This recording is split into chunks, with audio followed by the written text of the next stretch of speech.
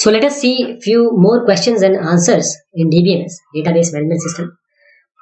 First is, what is Enterprise Resource Planning, ERP, and what kind of database is used in an ERP application? So ERP is an information system used in manufacturing companies. ERP is nothing but an information system only, used in manufacturing companies, which include sales, inventory, production planning, purchasing, and other business functions. So an ERP system typically uses a multi-user database.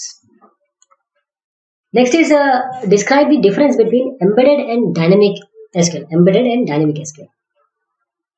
If you can embed SQL, means embedded SQL first of all is the process of including hard-coded SQL statements. So these statements do not change unless the source code is modified. While the dynamic SQL is the process of generating SQL on the fly. They are not pre-made or hard-coded. They are generated on the fly. That is, the statements these are generated do not have to be the same each time. These are the dynamic SQL. Explain a join between tables. Join between the tables. So if two tables are there, two relations are there, and you say that you perform a join. So, joins are also of different type: lateral join, outer join, inner join, etc. A join allows table to be linked to other table when a relationship between the table exists. So the relationships are established by using a common column to the tables, and often use the primary or a foreign key relationship. This is joining between tables.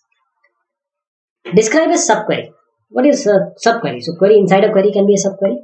So a subquery is a query that is composed of two, I must not say two query, but it may have number of queries. The first query, which is the inner query, is within the where clause of the other query. Say the other query is the outer query. So you can have where inside your select from where. You can have select from where inside select from where. This is the subquery. Compare a hierarchical and network database model. Hierarchical and network database model.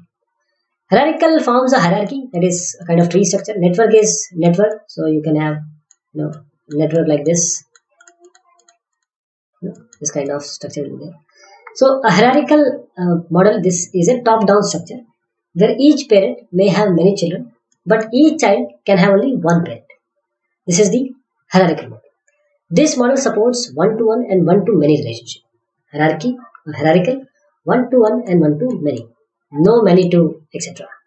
So the network model, on the other hand, can be much more flexible than this hierarchical model, since each parent can have multiple children. So here you can see you can have multiple children, but each child can have multiple parents. Each child can have multiple parents. So this model supports one-to-one, one-to-many, many-to-many.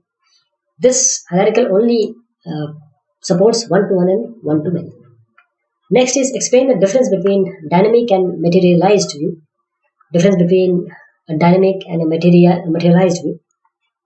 So a dynamic view, this may be created every time that a specific view is requested by a user. Dynamic view may be created every time that a specific view is requested by a user. You can say this is a kind of instance only, instance of the database. While a materialized view is created and updated infrequently, and it must be synchronized with the associated base tables. Okay, this is the difference between a dynamic and materialized view. Next is, explain what needs to happen to convert a relation to third normal form, 3NF. First, you must verify that the relation is both in 1NF and 2NF. This first you have to do. It has to be in 1NF and 2NF. If the relation is not, you must convert it into the second normal form. And after the relation is second normal form, you must remove all the transitive dependencies. You have to remove the transitive dependency of, say, function dependency, that A is function dependent on B, B is function dependent on C, so A is function dependent on C. This is the transitive dependency. Describe 4 types of indexes. What can be the types of indexes? A unique primary index is unique. First is a unique primary index. This is a unique primary index is unique and is used to find and store a row. While a unique or find and store a row, the non-unique primary index is not unique and is used to find a row, but also where to store a row, which is based on its unique primary index. Then a unique secondary index. So you have primary index. First is unique primary index, then non-unique primary index. Now you have unique secondary index. So this unique secondary index is unique for each row, and is used to find the table rows. While a non-unique secondary index is not unique and is used to find the table rows. Again, it is used to find the table rows. Explain the minimum and maximum cardinality. Cardinality are the numbers actually. So what are the minimum and maximum cardinality in terms of database or tables? Minimum cardinality is the minimum number of instances of an entity that can be associated with each instant of another entity. For example, one to one, one to many, many to many. These kind of cardinality. So maximum cardinality is the maximum number of instances of an entity that can be associated with each instance of another entity. Next is, what is deadlock? How it can be avoided, and how can it be resolved once it occurs. So deadlock occurs when two transactions are each waiting on a resource that the other transaction holds. Okay. Deadlock can be prevented by requiring the transaction to acquire all locks at the same time. Okay. And once it occurs, the only way to cure is to abort one of the transactions and back out the partially completed work.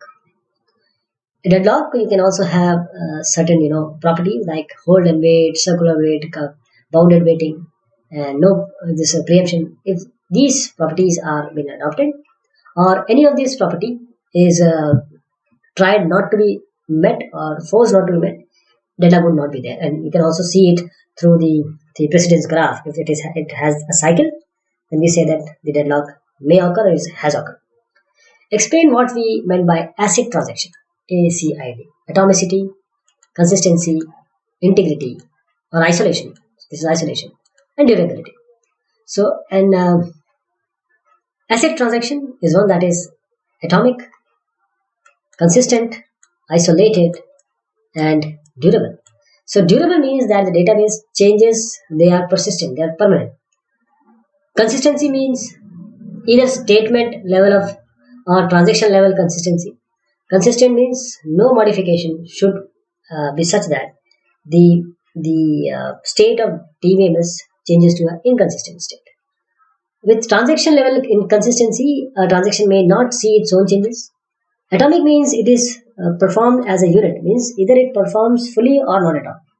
While isolation means that two transactions or two operations, they are done in isolation, not together. One only starts if other has completed, or you can adopt the various locking mechanism. Under what conditions should indexes be used? Indexes can be created to enforce uniqueness, to facilitate sorting, and to enable fast retrieval by column values. So for uniqueness, sorting, and fast retrieval, indexes are used. A good candidate for an index is a column that is frequently used with equal conditions in where clause. What is the difference between SQL and SQL Server? SQL is a structured query language. SQL Server is a database management system. So SQL is a language that provides an interface to RDBMS developed by IBM. So SQL developed by IBM, while SQL Server is a RDBMS, just like any other DBMS, like Oracle DB2 or presently MySQL. What is specialization? What do you mean by specialization? The specialization is the process of defining a set of subclasses. It is the process of defining a set of subclasses of an entity type where each subclass contains all the attributes and relationship of the parent entity and may have additional attributes and relationship which are specific to itself. So, specialization means the name suggests to specialize something. So, we are talking about the subclasses and then the kind of inheritance attribute. So, this is a process of defining a set of subclasses to an entity type where each subclass contains all the attributes and relationship of the parent. So, parent class, subclass has all the properties and attributes and relationship with the upper class, and this may have additional attributes of their own and relationship which are specific to itself. What is generalization? Generalization. This is a process of finding common attributes and relations of a number of entities and defining a common superclass for them. For example, you have a shape. Okay. Now here you have a circle here, and then you can say square. So this shape class, circle is a shape class, or A square can also be a shape class, but it has its own possibilities also. What is meant by proactive, retroactive, and simultaneous update? Proactive update means the updates that are applied to database before it becomes effective in world. Proactive update. Before it becomes effective. Retroactive means the updates are applied to database after it becomes effective in world. After it becomes effective in world. Simultaneous update means the updates that are applied to database at the same time when it is becoming effective in real world. So when it becomes effective in real world. Next is what is RAID technology? What is RAID technology? Redundant array of inexpensive technology, disk technology. So redundant array of inexpensive, previously it was independent disk. So the main goal of RAID technology is to even out the widely different rate of performance improvement of disk against those in the memory and microprocessor. And RAID technology employs the technique of data striping to achieve the higher transfer rates. Also, redundancy through mirroring and shadowing is provided. Shadowing, that is, if at all some failure occurs or disk failure occurs, then the other disk may be helpful, or if the disk is somehow the disk data got corrupted, then the data can be retrieved also. What are serial and non-serial schedule? Serial and non-serial schedule. A schedule as is serial if for every transaction T participating in the schedule, all the operations of T is executed consecutively in the schedule. Otherwise, a schedule is called non-serial schedule. So if certain transaction is there, you have in transaction certain instruction, there is a proper schedule they need to follow, then they are serial, otherwise not serial. What are conflict serializable schedules? Conflict serializable schedules. A schedule S of n transaction is serializable if it is equivalent to some serial schedule of the same n transaction. This is conflict serializable. Means you can change the serial or serialization or the schedule such that the problem of say inconsistency can be removed. What is view serializable?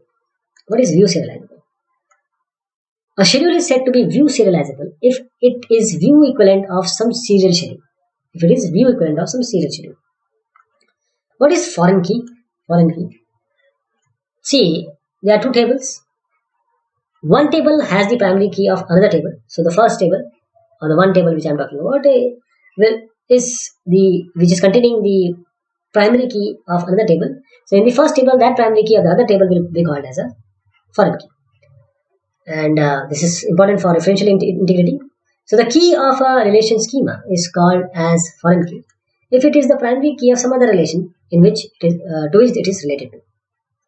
What are the disadvantages of using DBMS?